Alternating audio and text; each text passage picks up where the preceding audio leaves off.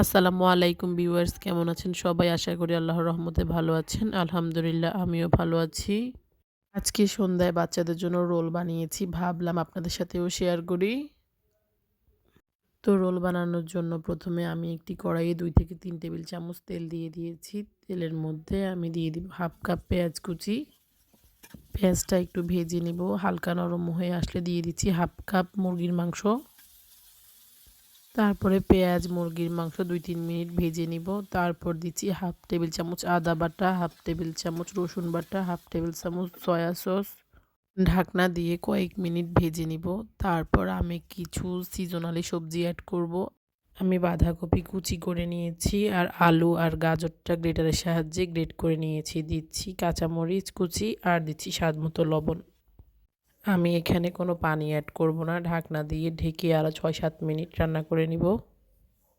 ৬-৭ minute পর যখন সবজিগুলো সিদ্ধ হয়ে যাবে তখন দিয়ে দিচ্ছি ধনেপাতা কুচি। তারপর ২-৩ মিনিট পর নামিয়ে নিচ্ছি। তারপর শীটের জন্য আমি এখানে ১.৫ কাপ পরিমাণ ময়দা নিয়েছি। তার মধ্যে স্বাদমতো লবণ ও ৩ টেবিল চামচ রান্নার রেগুলার তেল দিয়ে দিয়েছি। হাত দিয়ে ভালোভাবে মিশিয়ে নিচ্ছি। তেলটা ভালোভাবে মিশানো হয়ে গেলে আমি দিয়ে দিচ্ছি নরমাল পানি। পানি দিয়ে আমি একটা সফট ডো তৈরি করে নিচ্ছি। তারপর একটা ভিজা কিচেন তাওয়াল দিয়ে আমি এটাকে ১০ মিনিটের জন্য ঢেকে রাখবো। ১০ মিনিট পর আমি ৪-৫টা লিচি কেটে নিয়েছি। আমি একটা লিচি নিয়েছি, বাকিগুলোকে আমি কিন্তু আবার ভিজা কিচেন টাওয়াল দিয়ে ঢেকে রেখেছি। আমি সবগুলো রুটি বানিয়ে নিব। তারপর প্রথম রুটিটা রেখে তার মধ্যে তেল দিয়ে কিছু ময়দা দিয়ে দিয়েছি। তার উপর আরেকটা রুটি বসিয়ে দিব। সেম প্রসেসে আমি ৫টা রুটি এভাবে করে নিব। ৫টা বা ৬টা রুটি দিবেন, তার চাইতে বেশি রুটি দিবেন না, তাহলে শীটগুলো উঠাতে পারবেন না। তারপর আমি কিছু ময়দা ছিটিয়ে এটাকে বড় করে বেলে নিয়েছি। তারপর তাওয়ার মধ্যে আমি হালকা একটু ছেঁকে নিয়েছি। গরম থাকা অবস্থায় আমি রুটিগুলোকে আলাদা করে নিচ্ছি। সাবধানে করবেন, ছিঁড়ে যেতে পারে। দেখেন শীটটা কিন্তু একদম পাতলা হয়েছে, আমার হাত পর্যন্ত দেখা যাচ্ছে। এখন আমি সবগুলো রুটি একসাথে রেখে শেপ মতো কেটে নিব।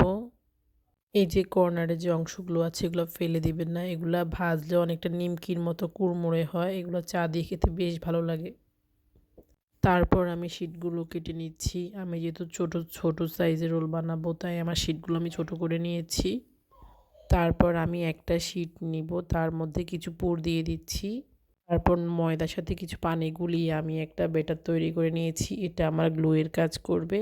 আমি শীটের চারিপাশে লাগিয়ে নিচ্ছি। তারপর আমি ৩টা কোণা ভাঁজ করে নিচ্ছি। তারপর এটাকে ফোল্ড করে নিব। এভাবে আমি সবগুলো রোল বানিয়ে নিচ্ছি। আপনারা চাইলে এটাকে ফ্রোজেন করতে পারেন। সেই ক্ষেত্রে একটা এয়ারটাইট বক্সে ভরে ১ মাসের মতো সংরক্ষণ করতে পারবেন। এদিকে আমি একটা কড়াইয়ে তেল গরম দিয়ে দিয়েছি। তেলটা গরম হলে আমি রোলগুলোকে দিয়ে দিব। তারপর এপিঠ ওপিঠ লাল করে রোলগুলোকে ভেজে নিচ্ছি। তৈরি হয়ে গেল আমার মজাদার রোল। এবার খাওয়ার পালা। সবাই ভালো থাকবেন, আমার জন্য দোয়া করবেন। আসসালামু আলাইকুম।